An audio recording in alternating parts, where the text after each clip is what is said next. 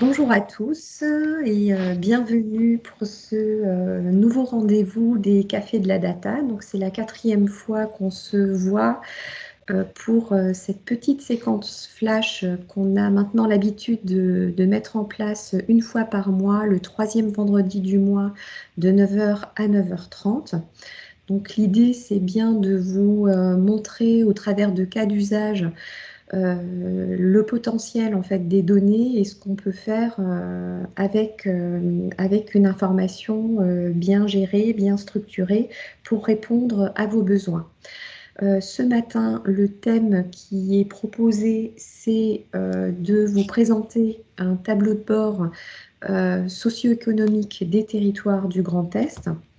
Et cet outil a été mis en place à la demande de la direction générale courant 2020 et on y a travaillé et ce matin l'objectif c'est de vous présenter une seconde version qui est revisitée, plus accessible selon nous pour que vous puissiez en fait visualiser, réaliser les requêtes qui vous conviennent.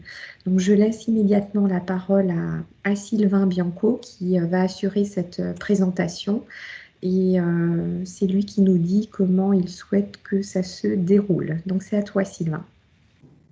Ok, merci. Alors bonjour, bonjour, Sylvain Bianco, donc du service management et valorisation de la donnée. Et merci déjà d'être venus aussi nombreux à cette présentation. Alors effectivement, ce matin, je vais vous présenter une application qui a été développée en interne et qui est dédiée à l'observation et à l'analyse de la conjoncture socio-économique des territoires. Alors, j'ai partagé mon écran. Voilà. Donc, comme toutes les applications ClickSense, en fait, vous y accédez sur ce qui s'appelle le hub, le portail. Donc, à ce jour, en fait, il y a 3 applications qui ont été développées. Et moi, donc, pour rappel, hein, au niveau du hub, voilà, il y a différents flux qui sont proposés. On se situe là au niveau du flux Everyone. Et l'application que je vais vous présenter ce matin, c'est cette application-là dédiée au suivi socio-économique.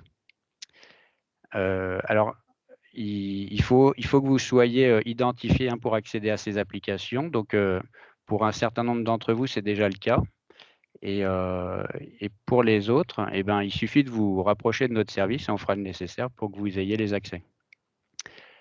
Ce que je vous propose pour la présentation, c'est je vais passer rapidement, vous montrer un petit peu comment fonctionne l'application, ce qu'elle contient. Ce que je vous propose, c'est si vous avez des questions, s'il y a besoin d'éclaircir des points ou si vous voulez tester des choses, de ne pas attendre la fin pour poser vos questions. Hein, ça permettra de rendre l'échange plus interactif. Donc voilà. Alors, je vais rentrer dans l'application et je vais vous montrer comment l'utiliser. Donc là, on est au niveau de la page d'accueil et l'application, en fait, on l'a construite autour de 3 entrées. Vous avez 3 façons en fait d'interroger l'application. Je vais tout de suite rentrer dans la partie synthèse. Ça va vous permettre de comprendre tout de suite le type de données qui sont interrogées et puis le type de façon que vous aurez d'interroger les données. Alors, voilà comment les choses se présentent. Il y a 11 on interroge 11 sources de données, 11 jeux de données, qui sont les suivants. Donc, les créations d'entreprises, les défaillances, le commerce extérieur, les effectifs salariés du secteur privé, l'emploi intérimaire, les déclarations préalables d'embauche, les demandeurs d'emploi, les offres d'emploi, le taux de chômage, les reports de cotisation et l'activité partielle. Donc, ce sont des jeux de données que vous connaissez en partie. Hein, pour la majeure partie de ces jeux de données, ce sont des jeux publics, des jeux de données publics auxquels vous accédez. Là, la plus-value, en fait, c'est que vous allez y accéder directement. Les données sont préparées, directement mises en forme et prêtes à l'analyse. Et ensuite, les jeux de données sont complétés pour partie par des envois qu'on reçoit par les partenaires régionaux, les délégations régionales des grands producteurs de données. Pour vous donner un exemple, les offres d'emploi en données publiques, en fait, on accède aux au nombre d'offres d'emploi, le nombre d'offres globales. Et ici, on a un jeu de données supplémentaire qui est proposé, qui va vous permettre d'analyser les offres d'emploi par secteur d'activité. Et alors, vous visualisez pour chaque indicateur, vous accédez à la dernière date de livraison de l'indicateur, la valeur. Vous avez une petite vignette qui vous permet de voir, hein, la tendance, hein, ce qui est un peu le cœur du sujet, hein, c'est essayer de voir tout de suite sur l'indicateur, voilà, quelle est la tendance, quelle est la dynamique. Est-ce que voilà, on est dans un phénomène de croissance ou de difficulté. Et également, vous avez ici une sélection de zones géographiques. Donc, vous pouvez choisir soit le niveau des régions, soit le niveau des départements. Donc ça, ce sont les deux critères qui ont prévalu. C'est à la fois disposer de données qui sont régulièrement mises à jour et des données sur lesquelles vous pouvez avoir un niveau géographique fin pour permettre des analyses territoriales. Donc, par défaut, en fait, on est au niveau région Grand Est. Si vous décliquez, enfin, si vous désélectionnez voilà, on se positionne ici au niveau de la France métropolitaine. Pardon, j'ai du mal à parler. Et voilà, ensuite, vous pouvez choisir toutes les régions. Voilà, c'est assez simple d'utilisation, hein. Vous pouvez vous positionner sur un département, sur une région. En fait, il faut toujours garder un œil sur la barre du haut. Comme ça, vous voyez exactement à quelle zone enfin, sur quel niveau de filtre vous vous situez. Donc, je vais me remettre au niveau région Grand Est.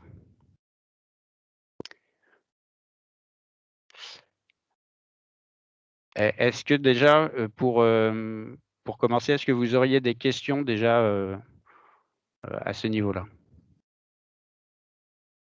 Non?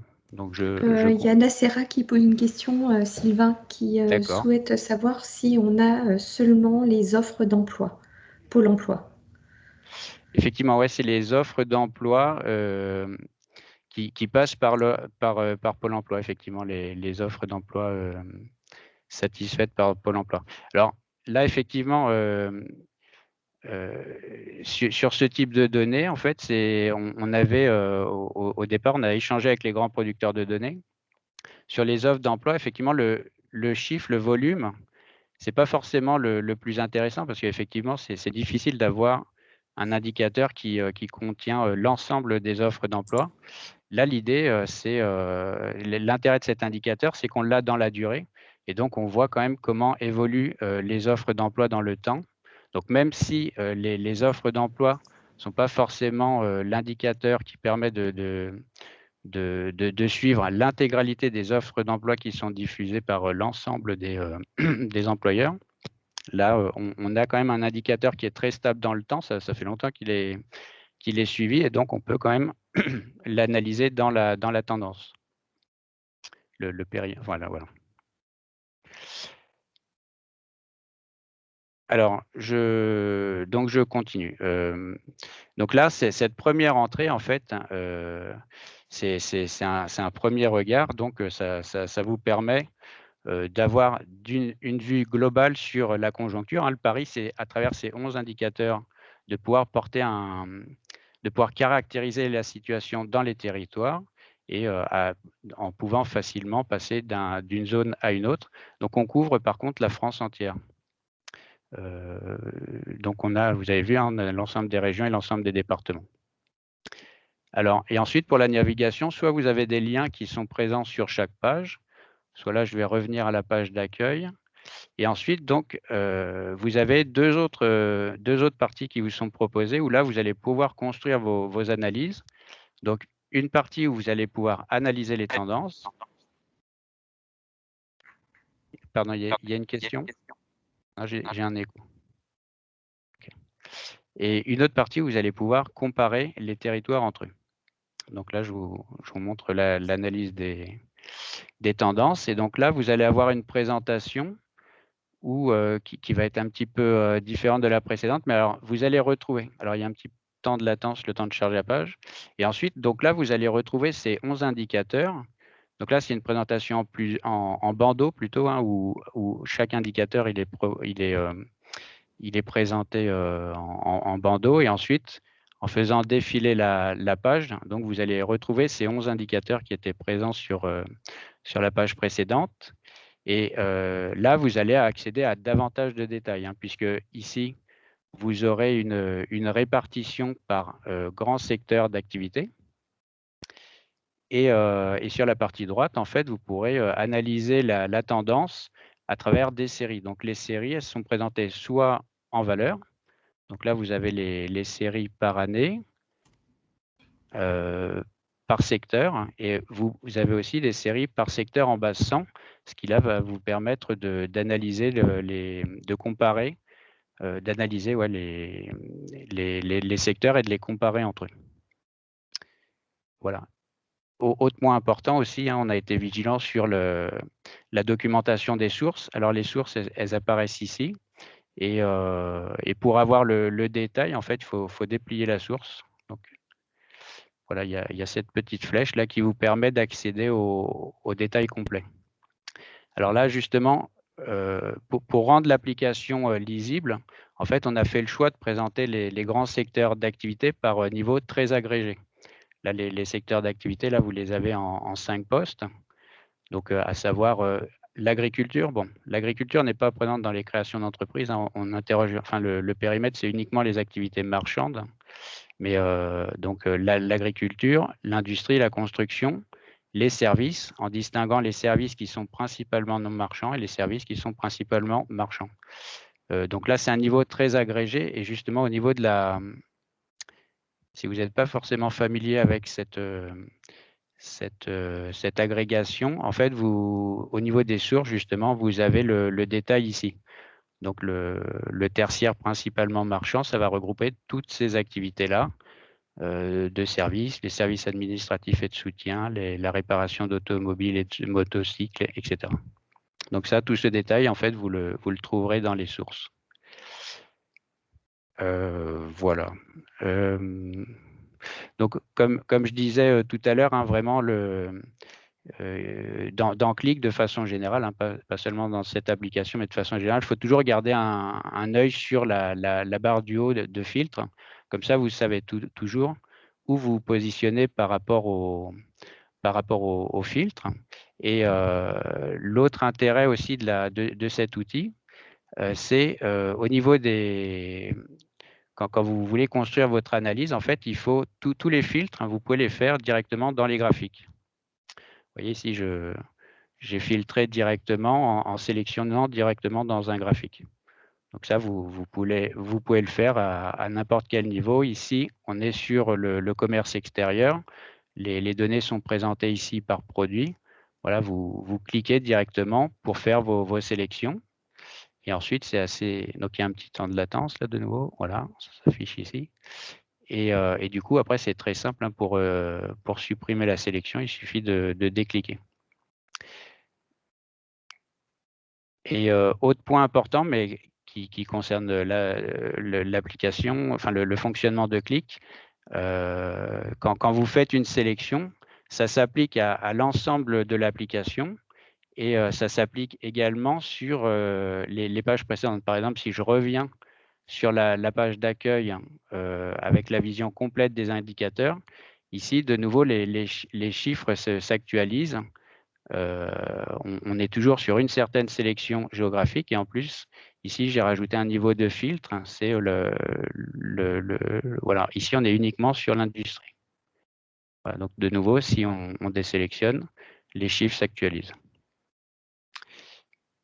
Et autre petit point que je voulais vous montrer par rapport à l'utilisation de l'application. Par contre, je vois que l'heure tourne, donc je vais essayer de me dépêcher. Voilà, vous pouvez aussi accéder à plus de détails. Et alors là, en fait, c'est parce que le choix qu'on a fait, hein, c'est vraiment d'arriver à une application qui soit lisible, facile à utiliser. Et donc, on a privilégié un niveau très agrégé. Ici, c'est un niveau très agrégé au niveau des secteurs d'activité. Justement, si vous cliquez ici, ce lien en fait vous permet de retrouver davantage de richesse, hein, puisque chaque jeu de données il est livré avec un niveau de détail qui peut être plus grand que celui qu'on présente sur la première page. Et donc ici, en fait, vous allez pouvoir visualiser le détail des activités, enfin des secteurs. Par exemple, le secteur sur lequel il y a une agrégation qui est assez forte, c'est le tertiaire marchand. Je n'ai pas cliqué sur le bon. Oui, voilà. Et donc, vous avez deux niveaux de détail. Ici, ça correspond au niveau 1, donc le niveau le plus agrégé. Ici, vous avez un niveau déjà qui vous permet de distinguer entre cette catégorie de transport, commerce, restauration, hébergement et les autres activités tertiaires. Et vous avez un niveau 3 où là, vous avez le détail vraiment de toutes les activités. Ça peut être intéressant si vraiment votre centre d'intérêt, c'est sur un secteur d'activité en particulier.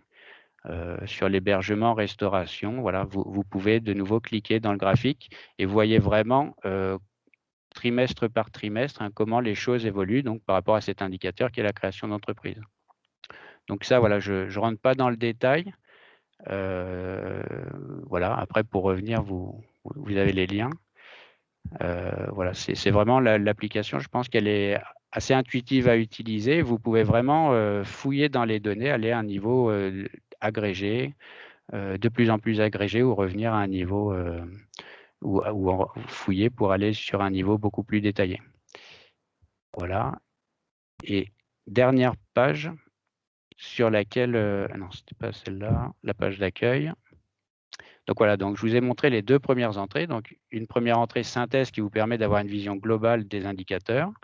Une page analyse des tendances où là, vous pouvez vraiment voir comment la situation évolue dans le temps, dans la durée, indicateur par indicateur.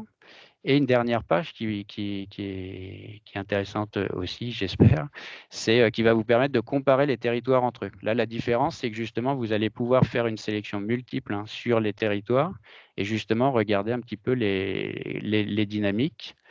Donc là, on est toujours sur une sélection d'une seule région, la région Grand Est. Alors, j'en prends au hasard. Et là, voilà, vous allez voir.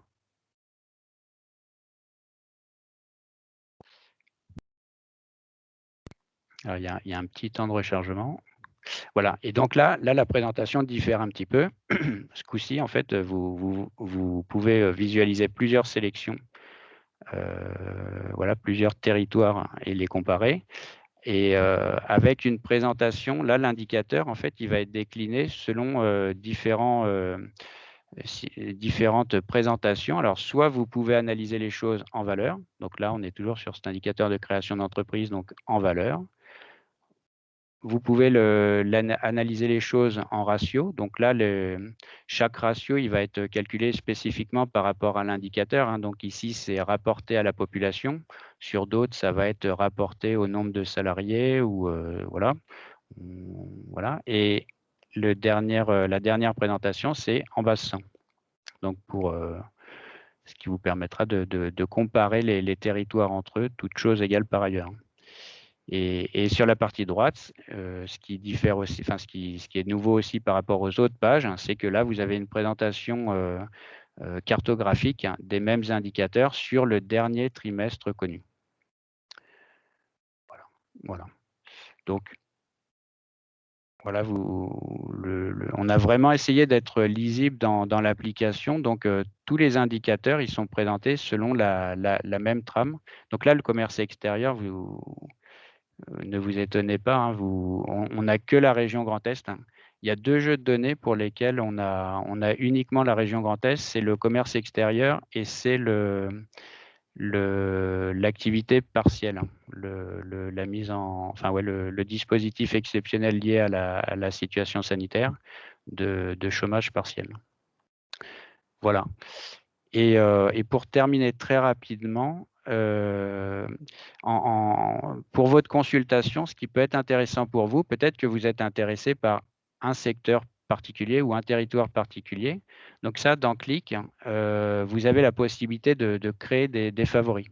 Donc ça, si vous avez, enfin, pour revenir régulièrement sur une page avec un état de sélection particulier, en fait, ce qui peut vous faciliter les choses, en fait, c'est de vous créer un favori. Voilà, c'est simple, hein, vous créez un favori, vous faites votre sélection particulière et ensuite, ici, il vous suffira d'appliquer le favori et tout de suite, vous retrouverez le niveau de sélection que vous souhaitez. Voilà. Et la dernière chose qui peut être intéressante pour vous, vous avez aussi ici cette fonction de mise en récit. Et donc, ici, on est dans le rapport dynamique qui va être mis à jour à chaque nouvelle livraison. Et si vous avez besoin de vous créer un rapport pour faire un... Ah, par contre... Alors, j'ai un petit problème, j'ai planté. On va peut-être en profiter le temps que tu te reconnectes, ouais. Sylvain, pour traiter les questions qui sont arrivées au fur et à mesure de la présentation. Alors, on a quelques questions qui concernent en fait les échelles territoriales.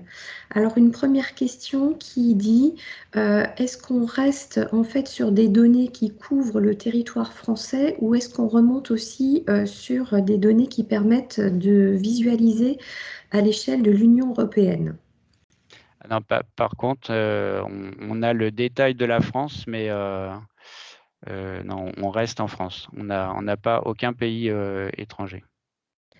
Alors, ce qui nécessiterait en fait de prendre des sources de données différentes hein, pour pouvoir étudier ça à l'échelle européenne.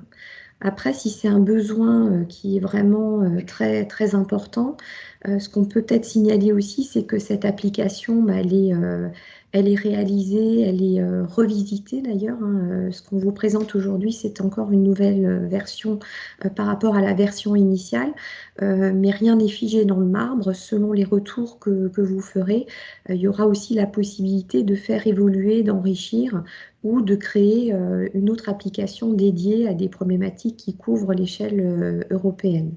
Alors, on a une autre question, Sylvain. C'est projetez-vous de décliner par bassin d'emploi. De la même manière, est-ce que l'échelle départementale est l'échelle la plus fine? Peut-on également descendre à l'échelle des EPCI? Voilà, ça c'était pour les questions qui couvrent les territoires, enfin les échelles territoriales. Alors, par rapport aux jeux qui sont actuellement déclinés, il y a 2 jeux de données pour lesquels on aurait immédiatement la déclinaison en zone d'emploi. C'est le taux de chômage et c'est les effectifs salariés du secteur privé. Ces deux-là, ils sont livrés effectivement avec le niveau de détail par zone d'emploi. Par contre, les autres, on ne descend pas en dessous du département. Et ça, de manière générale, c'est un peu enfin, ici, on est vraiment dans une application qui doit servir l'analyse de la conjoncture. Donc, on s'est vraiment focalisé sur des données qui étaient livrées très régulièrement. Et ces données-là, généralement, elles sont livrées à une échelle qui reste relativement macro. Les données qui sont déclinées à des échelles vraiment très fines, à la commune, et donc par recomposition aux EPCI, sont plus des données de type structurel, les données de population, qui sont disponibles plutôt annuellement. Et ces données-là, ici, on les a pas retenues. Donc, des données disponibles à l'EPCI, ça va être compliqué. Enfin, voilà, si vous identifiez des jeux, on peut y travailler, mais comme ça, je vois pas, hein. Oui. Pas des données qui seraient mises à jour comme ça mensuellement ou trimestriellement. Voilà. Ce qu'on n'a peut-être pas dit effectivement au départ, c'est que la commande hein, qu'on avait au départ, c'était vraiment d'axer en fait les indicateurs sur ce qui permettait en fait de mesurer la situation conjoncturelle compte tenu de la situation de crise dans laquelle on se situe. Et comme le disait exactement Sylvain, les données structurelles n'étaient pas forcément la priorité. Et puis après, ce qu'il faut savoir, c'est que quand on aborde des questions autour des aspects socio-économiques, le champ est vraiment très très vaste. Être en capacité de livrer quelque chose de lisible, de ne pas trop fouiller, nécessite de faire une sélection a priori. Et c'est un peu les axes en fait de priorité qu'on s'est fixés pour réaliser cette application. Mais après, comme on le disait, hein, rien n'est figé dans le marbre. Les choses peuvent évoluer au regard des besoins qui sont exprimés par les uns et par les autres. Le fait de ne pas avoir de données à l'échelle des EPCI ou à d'autres échelles infra-départementales est très souvent lié aussi à la disponibilité de ces données. Donc il y a réellement des données dont on ne dispose pas à un niveau infra-départemental. Ensuite, on avait une autre question, Sylvain, et je pense que ce sera la dernière. Il me semble, alors je ne la trouve plus. Collectez-vous aussi d'autres types de données que les données socio-économiques, mobilité, environnement, par exemple? Bah, pour l'instant, non, parce que la commande, c'était vraiment dans le contexte de crise sanitaire, d'essayer de voir, voilà, comprendre comment évoluait la situation, quelle était la situation avant la crise, la suivre pendant la crise, et puis ensuite essayer de suivre le retour à la normale, voir à quelle vitesse en fait on allait revenir à la normale. Donc ces données-là, c'est un autre périmètre de données, hein. On peut y réfléchir, mais voilà, je ne pense pas que ça ait sa place ici. Mais encore une fois, voilà, ClickSense, c'est une application, enfin c'est une plateforme sur laquelle en fait on peut prévoir plein de projets. Chaque questionnement en fait va donner lieu à une application. Voilà, la mobilité, je pense que c'est un autre, c'est d'autres enjeux. Je ne sais plus quel était l'exemple cité, la protection de l'environnement. Voilà, je pense que ça serait plus cohérent de le rendre disponible dans une autre application plutôt que d'essayer de faire une très grosse application qui au final perdrait un petit peu en cohérence, quoi. Voilà, donc l'heure tourne, il est 9h29. On va clôturer en fait cette séquence. Sylvain, tu voulais rajouter un petit mot encore? En fait, juste pour conclure, voilà, sur la page d'accueil, hein, on a mis l'adresse du service, hein, et surtout, on vous invite vraiment à nous solliciter, hein, si vous avez des difficultés pour utiliser la solution, si vous détectez des anomalies, hein, il peut y en avoir, hein, il n'y a pas de souci pour nous les remonter. Justement, ça nous permettra, nous, d'être réactifs pour les corriger. Et puis, de nouveau, si vous avez si ça vous inspire par rapport à d'autres sujets, bah, il ne faut pas hésiter aussi à nous en faire part. Alors, soit on pourra effectivement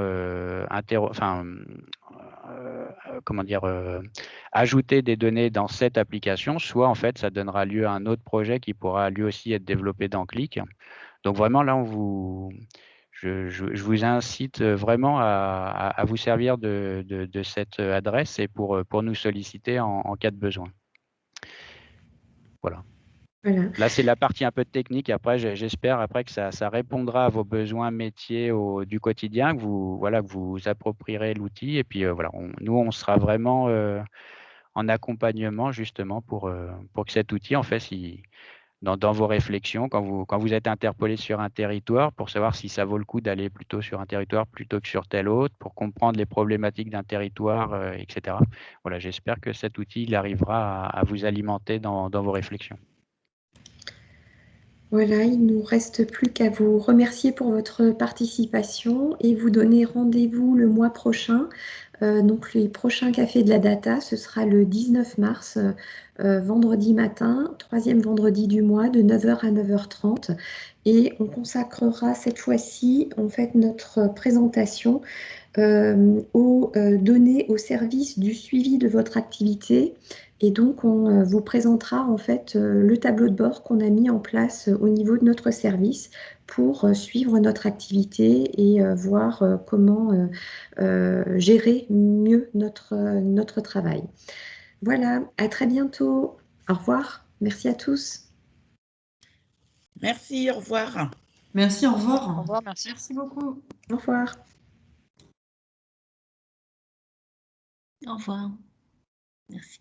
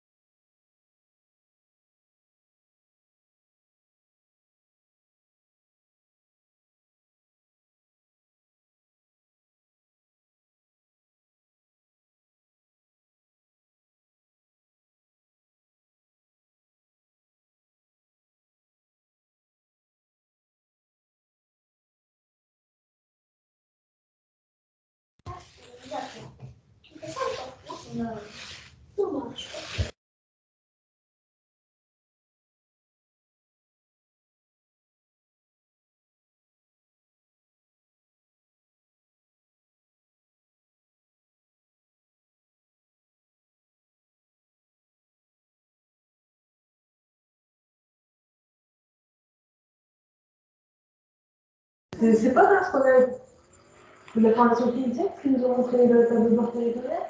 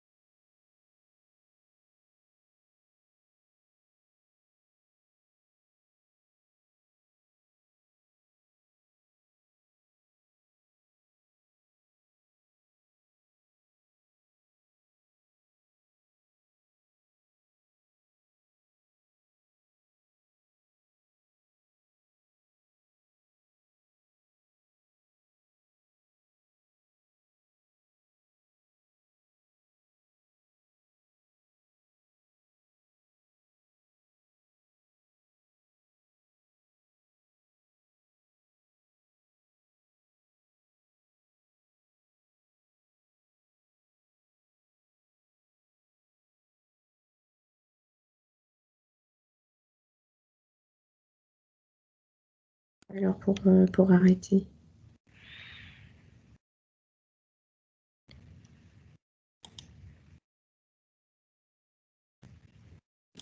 Voilà.